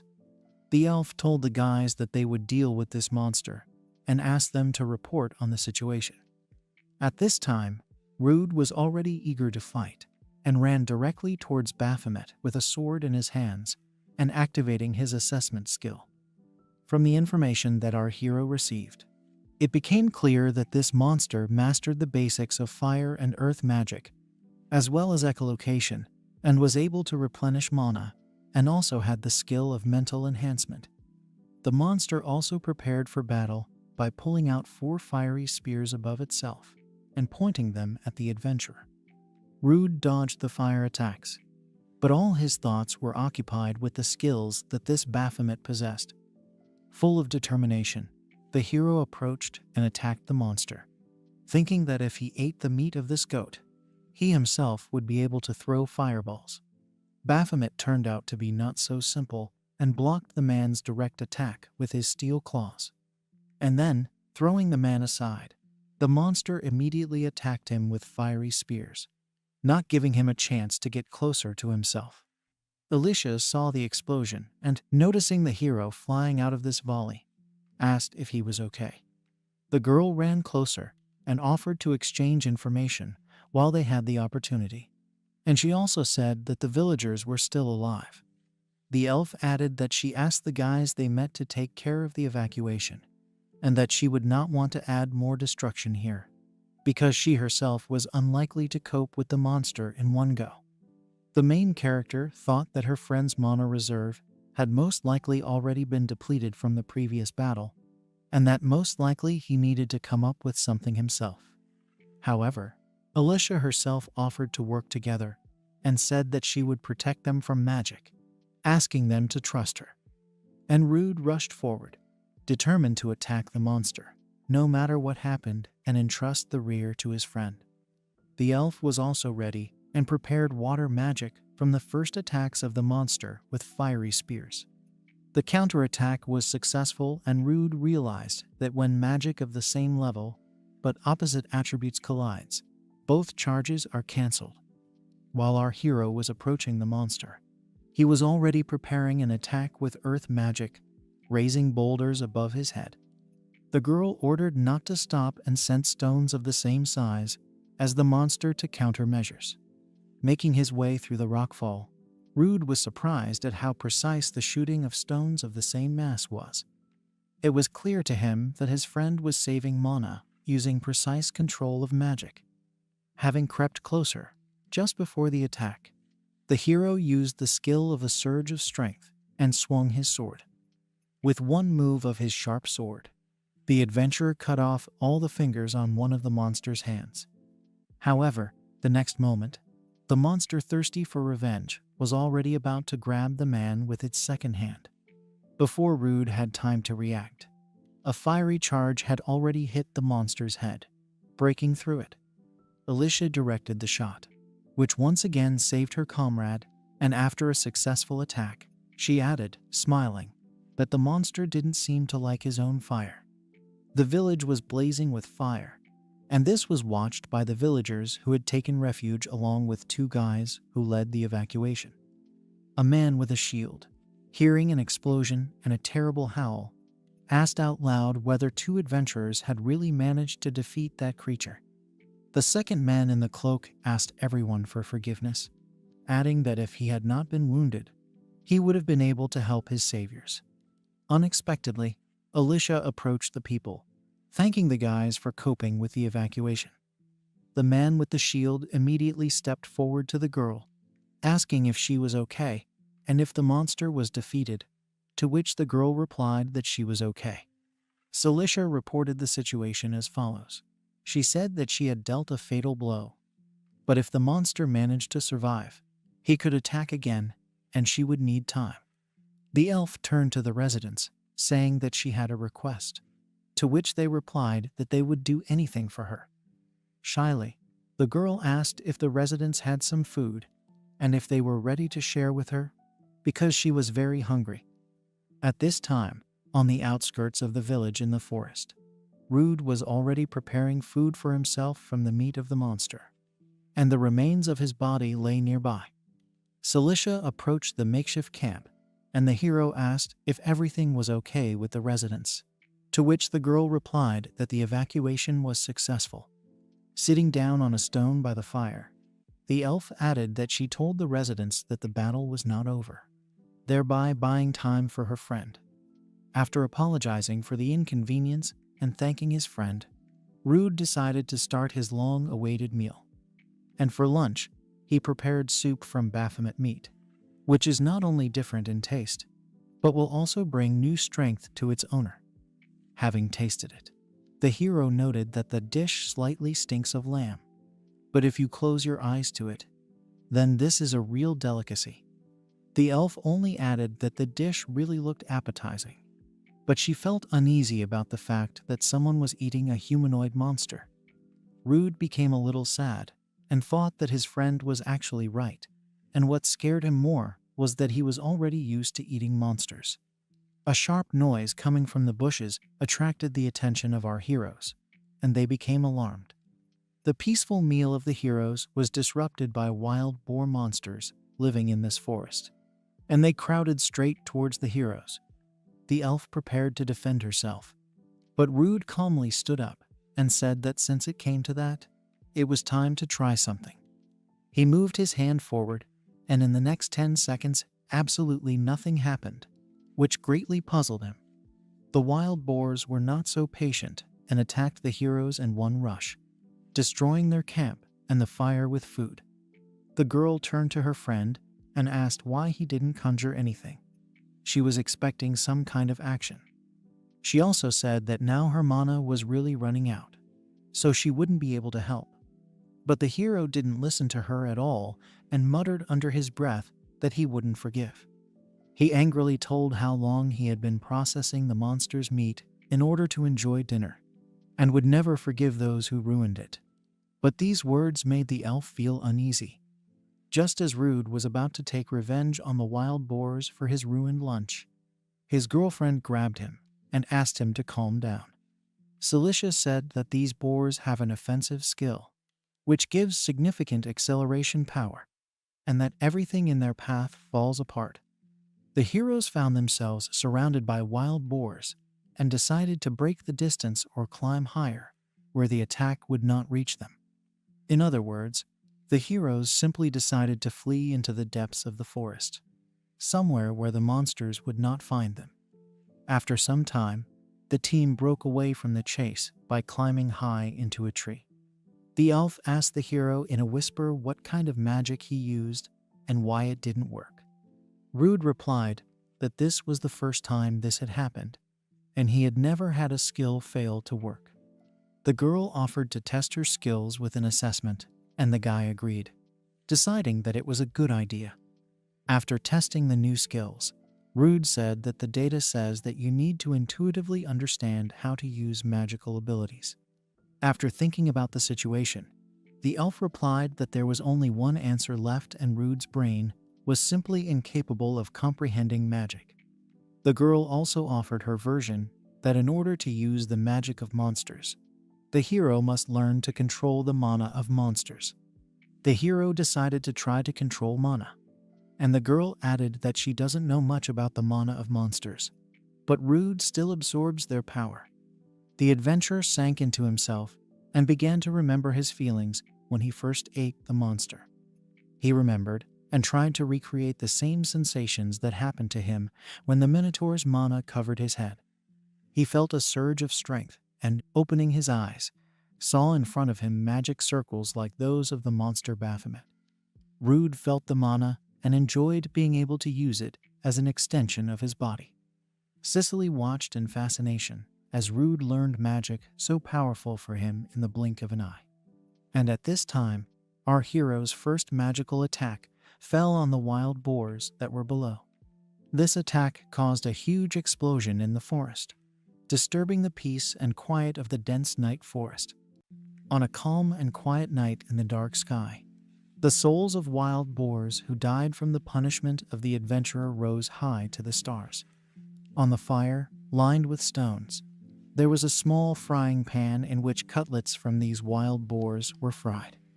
Joyfully humming the melody under his breath, Rude apologized to his friend for keeping her waiting, to which she only sighed and replied that everything was fine. Alicia noted that in order to use magic, the hero needs monster mana, not ordinary mana, and apparently he can now cast spells continuously. The hero agreed and replied that when he felt the mana flowing through his body, he immediately understood how he should use the skills. And if the monster's mana is equal to humans, then he could strengthen his body or weapon with its help. Rude said that among the adventurers, there are quite a few who develop magical powers, that there are also those who use it in close combat, because the circulation of mana throughout the body allows one to increase its physical characteristics. The same applied to weapons. If you pass mana through the sword, its damage increases, and if you go further, you can release mana by emitting cuts. The elf nodded and asked if it was because his personal mana reserve was scanty that the hero had not used such skills before. Rude, putting the cutlets on a plate, agreed, noting that now he has more than enough mana, and you can replenish it simply by eating the flesh of a monster. The girl looked carefully at her friend and thought that by extracting mana from food, he was able to store it in his own body. But what was even more important, the wild boar cutlets looked so incredibly delicious that the elf's mouth watered. Noticing Alicia's hungry look, Rude invited her to try, but the girl embarrassedly looked away and mumbled something like a refusal. The quiet and calm dinner of the main characters was again disrupted by the destructive appearance of an unknown person. It turned out to be a huge wild boar, much larger and more ferocious than those the couple had met earlier. The boar lunged at the girl, who, out of surprise, was unable to retreat or defend herself. At that moment, the main character came to her aid, who, using the offensive skill, suddenly appeared next to her and carried the elf away from the affected area. The heroes landed a few meters away, and the girl, having come to her senses, immediately thanked her savior. Looking at the huge boar, which was already completely covered in fire, the team thought about how such a monster could live in such an area. While the girl was pondering the origin of the monster, her friend looked in the direction of the monster and angrily muttered something under his breath. It turned out that the guy's camp had been destroyed again, and an overturned frying pan with cutlets lay on the ground. The hero lamented about his next ruined dinner and shouted towards the monster, threatening him in every possible way. He said that he would let the boar roast and added that judging by the flame, this monster clearly has resistance to fire. Looking at the monster through the assessment skill, the hero was convinced of his fears, and in front of them stood the king of boars with the skills of resisting fire and attacking. Rude touched the ground beneath him and began using earth magic, full of desire to take revenge on the troublemaker. The hero pointed a huge stone fist towards the king of boars, saying that the monster would now suffer the gourmet's retribution. However, in the battle of the elements and brute force, this time it was the brute, animal power of the Boar King who defeated the stone. And then, at full speed, he attacked the main character, who was unable to dodge or react in any way. From a strong blow, the adventurer flew back and crashed into a tree, standing in the way with his back. Seeing this, Cilicia wanted to run towards her comrade, who had lost consciousness. But unfortunately, the king of the boars violated the altruistic impulse of the heroine, choosing her as his next victim. The girl immediately called upon her wind spirit Sylph, who appeared at that very second. Using a wind spell, Cilicia managed to throw the boar away and even touch its flesh in some places. However, the exhausting day made itself felt, and the wind spirit began to disappear due to the sorceress's lack of mana. And the king of boars apparently had no use for the previous attacks, because they did not have enough power to penetrate the strength of the skin and muscles. The king of boars was preparing for the next attack and felt the approaching danger. The girl shuddered. Suddenly, an incredibly loud roar was heard throughout the entire area, as if from some huge beast. It was Rude, who came to his senses in time and used the skill of the Minotaur's roar, driving enemies into terror. The hero rose to his feet and, looking at the monster, told him not to look away, because his opponent was him. The Boar King was not an easy enemy, and Rude thought that using impenetrability or offensive was disadvantageous. If he tries to fight attrition, the monster will simply switch to Alicia, who has not yet recovered. The hero closed his eyes and raised his sword, thinking that he was trying this idea for the first time, and if something happened, he could easily turn into mush. But the adventurer concentrated and decided that he always needs to read from something, and the king of the boars was already rushing towards him. Standing with his eyes closed, Rude directed mana along his body and imagined how he filled his sword with it. The wild boar had already approached closely. It was time to start acting, and the hero swung his hand and prepared to strike. After which, with one jerk, he lowered his sword and cut the Boar King with a powerful blow of his sword. The hero stood in bewilderment and looked at the huge boar chopped into 2 equal parts, as well as at the mark of the blow on the ground.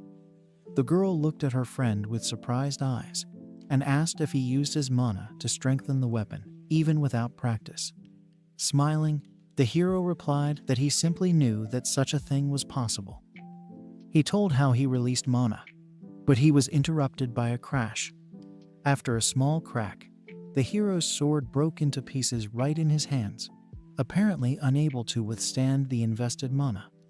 After a little hysteria, Rude sat on a stone and, looking at the parts of the broken sword, reassured himself that it had served well.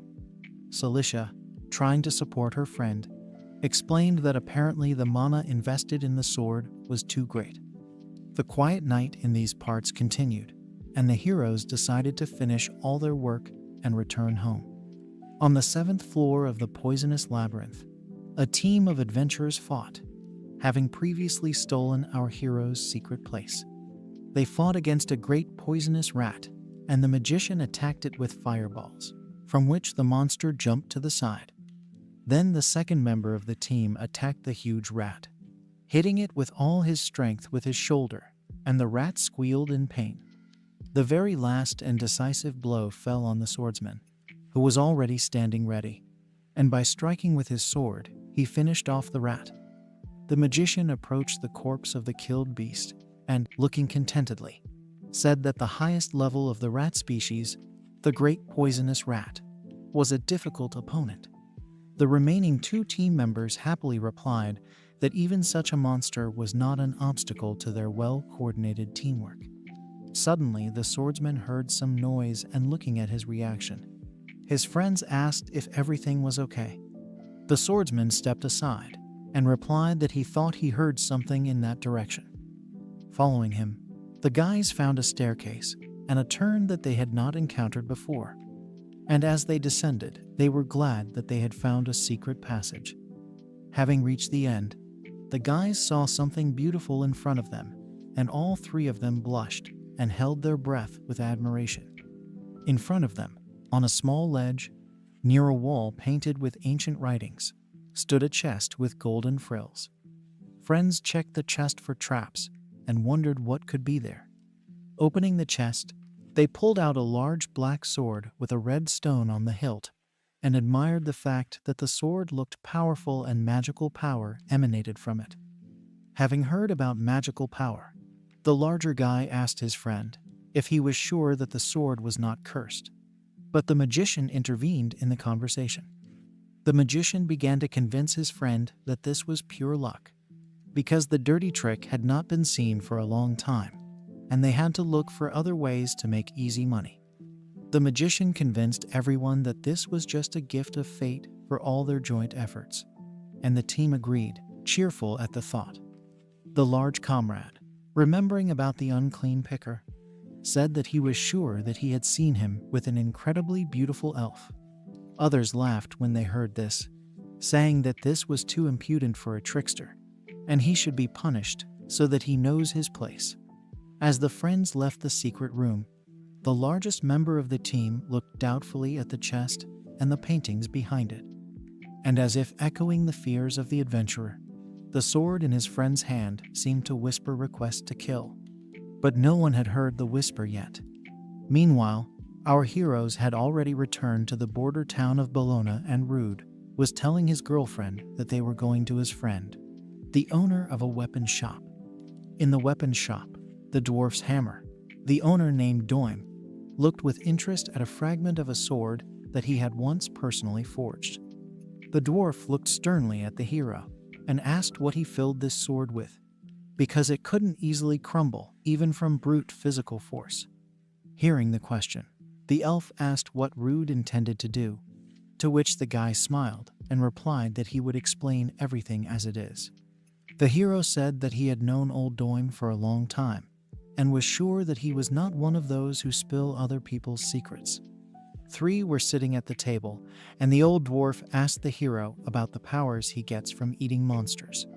After thinking a little, Doim added that now this explains Rude's capabilities, which have skyrocketed. Cilicia asked if this surprised the dwarf, to which he replied that it doesn't matter to him what Rude eats. The main thing is that it tastes good to him. Looking at the two young visitors, the old dwarf said in a serious tone that now it is much more important where to get a sword that can withstand such a pressure of mana. The hero asked if the dwarf needed anything, to which he replied that creating such a sword was not a quick task, and that high-quality stones would help him.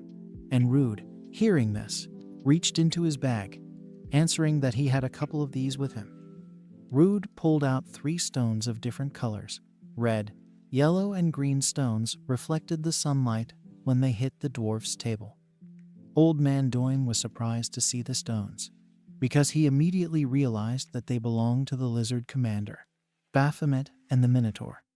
Sighing, he told the hero that he was now convinced that his skills had really grown a lot. Rude blushed and replied that the old man's praise really meant a lot to him, and the dwarf added that if anything else was needed, he would let him know. Afterwards, he pulled out the sword and handed it to Rude so that he could temporarily use this one, and the guy thanked him. However, still holding the sword in his hands, Doim warned the hero that under no circumstances should he pour his mana into it. Making a menacing face, the dwarf shouted that if the guy breaks this sword, he will force him to pay exorbitant compensation. Having recognized such a formidable side of the dwarf, the elf was frightened, and Rudd grimaced his face in fear. That evening, after the heroes had finished all their business, they went to their favorite place, the Aunt Pusa Tavern. While drinking at the table, Cilicia asked the hero to temporarily abandon magical attacks. Understanding what the girl was afraid of, the hero replied that old man Doim is truly scary when it comes to weapons. Cilicia said with a smile that although it was on business, she was glad to meet Rude's friend for the first time in a long time, to which the hero was very embarrassed. Suddenly, a trio of adventurers, whom Rude of course knew, approached the table. They reproachfully asked him why he was having fun without them and asked to join the charming company. Seeing familiar faces, the hero sadly thought that someone was trying to cling to him again. The elf stood up and tried to resolve the conflict in her own style, inviting everyone to have a drink. But one of the three uninvited guests was already beginning to tremble from something. The swordsman suddenly staggered and collapsed onto a nearby table, greatly frightening his friends and the tavern visitor. Trying to bring him to his senses and not understanding the reason, the magician asked his friend if he had already gotten drunk alone. The magician noticed a sword in his friend's hands, which they had taken from the labyrinth, and asked why he didn't get rid of it. The guy, lying in a semi-fainting state, suddenly started foaming at the mouth, and through his teeth he muttered and muttered about how he would kill someone. Suddenly the guy screamed loudly, and his eyes became bloodshot. The swordsman shouted sharply at his fellow magician. As if maddened, he attacked him with a sword. The magician was wounded and blood gushed from his chest. Not believing his eyes, the third member of the team looked in horror at the wounded magician. Driven by a thirst for murder, the swordsman pointed his sword at the elf girl, and he was already very close to her. The attack of the madman was stopped by Rude, protecting his girlfriend. He clashed with the guy in battle, holding the enemy's sword. The hero looked at him and said that this time it looks like drinking won't solve it. The magician was wounded, and eyewitnesses to the incident fled from the establishment in horror, while Rude held the distraught swordsman. Having looked at this guy's face, the hero did not understand what was happening and what was the reason for this behavior. Several brave men ran towards the swordsman, shouting to get out of the tavern. The two of them grabbed him from behind and tried to subdue him or throw him to the ground in order to restore order, disturbed by such a strange situation. However, it was as if the possessed guy broke out of their bonds and in an instant wounded them with his blade. The tavern owner was standing in the corner armed with a frying pan when Alicia approached him, asking for forgiveness in advance, releasing a huge wave of emerald wind in the direction of the mad swordsman. The girl shouted that she would tear down the wall.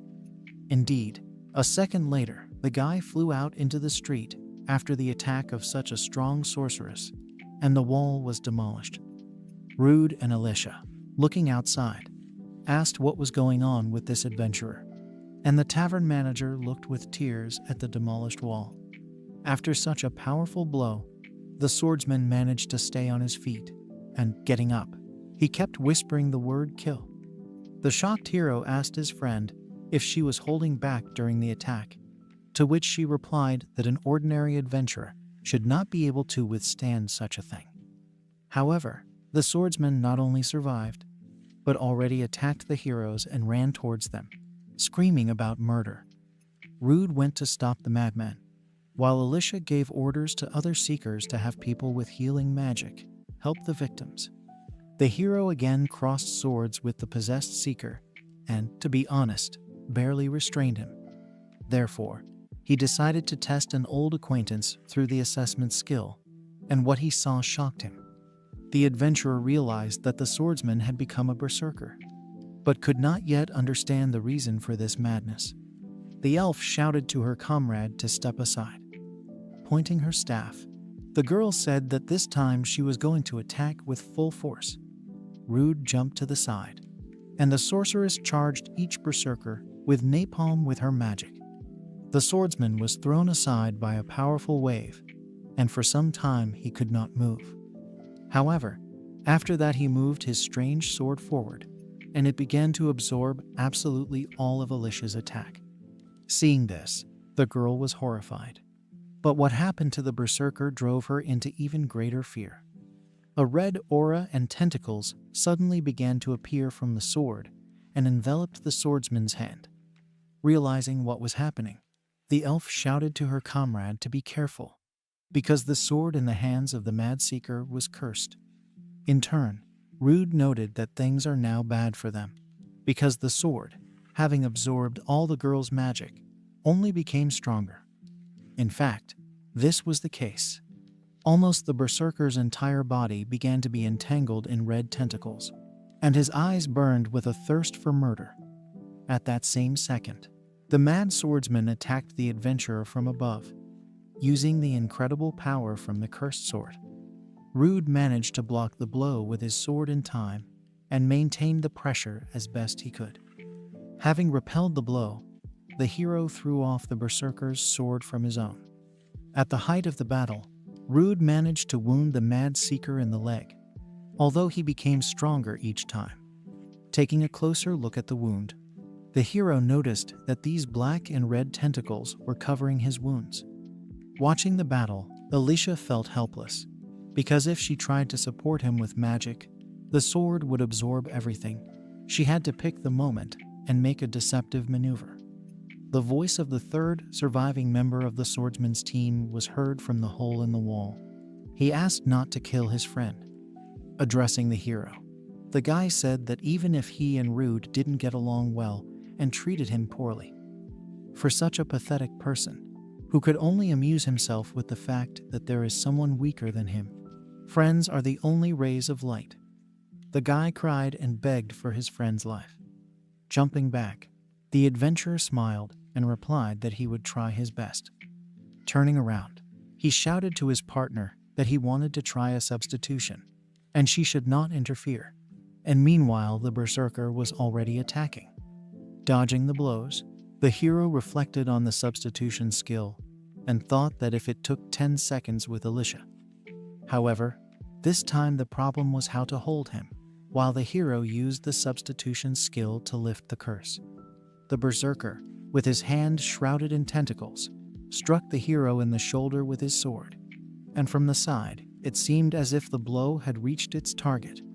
The girl alarmedly shouted the name of her comrade, thinking that he had been wounded.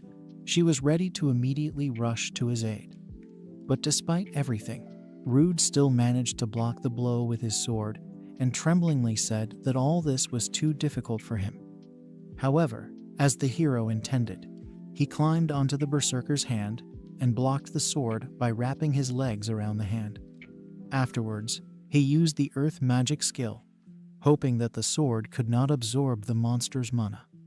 The magic of the earth enveloped the berserker, not allowing him to move, blocking any movements and the sword into the bargain. Having completely immured the mad seeker, Rude jumped from his hand, and the possessed man looked at him with creepy eyes. Rude hoped that if the reason for this behavior was a curse, then he could clear it, just like in the case of his girlfriend. And having decided to risk himself, the main character activated the substitution skill on the distraught adventurer. The curse passed on to our hero with difficulty, and it became increasingly difficult to restrain the berserker. At some point, it seemed as if the curse was receding, and the swordsman, having come to his senses, screamed in pain, trying to catch his breath. Two members of his team watched this with tears in their eyes. Being powerless in this situation, they could only watch from the sidelines. Having regained his senses, Rondo loudly called for help. Tears poured from his eyes, filled with fear and horror. Rude tried to pull all the curse onto himself and cleanse it in order to free the swordsman. But he was thrown back with force, and, unable to hold on, the adventurer flew to the side. An excited sorceress ran up to him, calling him by name. She tried to understand if everything was okay with him. Landing on his feet, the hero shouted to her that everything was fine with him. But the replacement was unsuccessful. The swordsman was again enveloped by tentacles, but this time with even greater force. It was clear that he would soon be able to free himself. Rude thought about the failed attempt. It wasn't that Rondo reflected the skill. The problem was the cursed sword. The hero directed Baphomet's fire magic at the berserker in the hope that if he weakened the sword a little, he would be able to neutralize the curse completely. The berserker freed one hand and growled angrily at our hero, breaking free from the earthen shackles by all means. Rude continued to channel fire magic. He needed to stay away from his freed hand and think of something before he was freed completely. Rondo was already covered in huge tentacles and most likely lost his mind completely.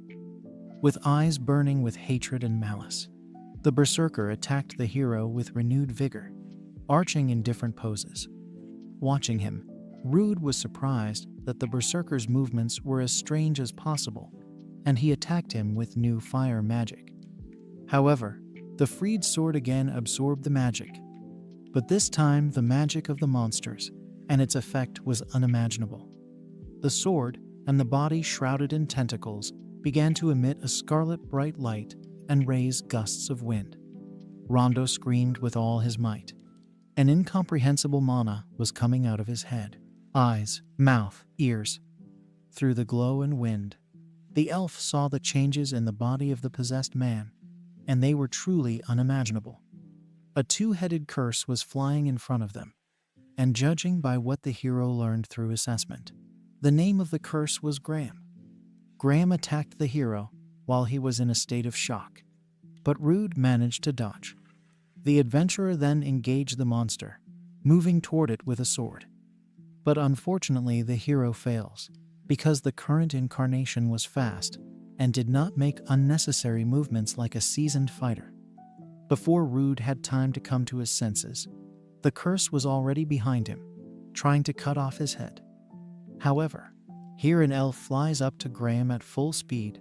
Having collected all the mana in her body, she kicks Graham on the fly, and he is knocked down. Alicia kicks again, but this time to the monster's chest area to finally put it down. But the monster manages to maintain balance with the help of its tail. The girl lands nearby and shoots napalm at the curse, throwing it far away from the main character. And the curse Graham, from the blow he received, crashes into the wall of the nearest house at full speed. The elf stood next to her comrade and asked if she was on time, to which the guy thanked him and replied that he did not know that she was good in close combat. Frowning, Alicia replied that a wizard who was useless if the enemy got close would be a burden to the team one way or another. While the friend was saying that one should not let one's guard down, Rude noticed that the girl was wounded. Alicia turned in a serious tone to Rude, who was looking at the curse. She said that he needed to make a decision. The curse had grown, and it might not be possible to stop it without piercing his heart. Such a difficult choice made the hero feel like there was a lump in his throat. But he still replied that he understood everything. The magician grabbed onto his friend, calling him by name, and the healer asked the magician not to twitch because this would interfere with the treatment. The magician began to cry and shouted to his friend whether he had heard what that elf said, and his friend also froze with horror and sorrow on his face. The heroes, meanwhile, fought against Graham's curse. But as the main character noticed, it was very skillful in battle. Rude thought that even together with Alicia, they could not approach, and that most likely it was a matter of two heads giving a wide view. The main character came up with a plan to solve the problem and shouted to the elf to move away for a second. Cicely was surprised, but immediately jumped back to a safe distance. Fire magic circles appeared on the ground around the curse, which Rude summoned. The sorceress immediately realized that the hero was raising dust with the help of magic, limiting visibility, and that the monster would not be able to absorb it. Indeed, everything around was shrouded in smoke and ash, and the curse looked around in bewilderment. The hero managed to get close to Graham's curse, and, having prepared, Rude attacked the enemy. With one move of his sword, the adventurer wounded Graham from the back, and the monster howled. The angry creature pointed his sword at the elf, who came into his field of vision. However, the girl was ready for this, and called upon the spirit of the earth Namiya to take advantage of her powers. The sorceress pierced the curse right through with a huge stake that grew right out of the ground. However, hearing the monster's heartbeat, Alicia realized that she had missed, and the heart was only hurt. Her strength was already running low. There were no other adventurers willing to join the battle, and the girl was almost desperate. As if sensing an easy target, the enraged curse Graham again aimed his sword in an attack on the elf. However, out of nowhere, two friends of the swordsman arrived to help, and the big one grabbed his hand with the sword. Seeing them, Rude was very surprised and did not understand what they were doing in the heat of battle and what their motives were. The comrade, holding his hand with a sword, shouted to his swordsman friend that he would still stop him, even if it cost him his life. The magician ran to meet Graham's huge curse and shouted that they would be together forever. With his sword, the magician reached the heart of the curse and also the heart of his old friend. The two friends were able to save not only the elf, but also pierced the heart of Graham's curse. No one will ever be able to understand how the magician felt when he pierced the heart of his dear friend with his own sword. How both friends felt after losing their third comrade, a member of the team, who was now melting right before their eyes. Or what was it like for Rude and Alicia to understand that they could not save one single human soul? At this moment, only two people experienced the same grief, heartache, and could share these feelings with each other. The swordsman's corpse disappeared along with the body of the reversed curse. Two friends cried as they saw him off on his last journey, and Rude watched sadly. Later, the hero noticed the same damned sword, because of which today turned into a mourning day. Taking the sword in his hands, the main character decided what to do with it, realizing that even if it was hidden deep underground, it could not protect him from new victims. Having fallen into the hands of a person, the sword again tried to poison the soul and entangle it in its tentacles, climb into the head, and enslave the next victim. However, the main character's special skill is protection from external influences, so the sword and its curse did not affect him. At this moment, the head of the guild arrived on the scene with several seekers, asking if everything was all right. Seeing the melting corpse of the seeker, all questions disappeared by themselves and silence ensued, which was interrupted by the hero, saying that everything was already over. The guild master looked at the battered adventurers and invited everyone to move to the guild. In the office, the head, after listening to a report from three seekers, muttered under his breath that the cursed sword enhanced the abilities of the deceased several times. Then, looking at the tear-stained magician, he added that his evidence would be enough for other adventurers to be careful not to take it into their hands. Looking at Rude, who was calmly walking with the cursed sword, the leader asked if he was okay, to which he replied that curses did not affect him, and that therefore he would keep the sword for himself so that no one would get hurt. The head asked what they should do if the cursed sword still gets the better of the adventurer. Rude smiled and looked firmly into the eyes of the head, and said that if this happens, then let them do what they should. The guild master thanked Rude and Alicia for eliminating the incident, and he also expressed his condolences to the magician. However, the head of the Seekers also added that it was not time to relax yet, and the elf warily asked what the reason was. Pointing back, the head replied that these guys were brought in specifically for a special occasion. The guild master frowned and said that a huge number of monsters had broken through the labyrinth. The source was that same new labyrinth in the Avelio Mountains. The eyewitnesses interviewed by the Seekers said that the whole reason seems to be the presence of a special monster there. Rude tensed up and asked about the special monster, because how long he had been there, but he didn't find anything special. The head replied that this monster is a poisonous dragon Basilitis, and that he himself knows practically nothing about this monster. All information about him is known from several books. But most importantly, this dragon's rank was one of the highest. The head continued that his fighting skills in themselves are no joke. But the biggest problem is that he is quickly polluting the environment. He also added that apparently because of this, the monsters are fleeing the dungeon, and all the returning witnesses suffered from pollution. Ultimately, the head was sure that if everything continued like this, then the matter would not be limited to just an invasion of monsters, but the pollution would spread beyond the boundaries of the labyrinth. The lands of the kingdom would have suffered irreparable damage, and therefore the head looked for Rude, who only nodded weakly. The hero asked to be allowed to examine the injured adventurers in order to study the issue in more detail. Everyone gathered in the first aid post around the seeker who was in the worst condition. He was groaning in pain and could no longer regain consciousness. The temperature was high. He was definitely feverish and his organs were possibly suffering from prolonged poisoning. The main character used the substitution skill on the patient and decided to try to cleanse this contamination. Seeing such a skill, the guild master was surprised, and Alicia seemed proud of her comrade. The guild master expressed his admiration and asked if Rude could remove the effects of external influences from other seekers too. And the hero replied that only if the target does not reject the influence and looked with kindness at the peacefully sleeping patient.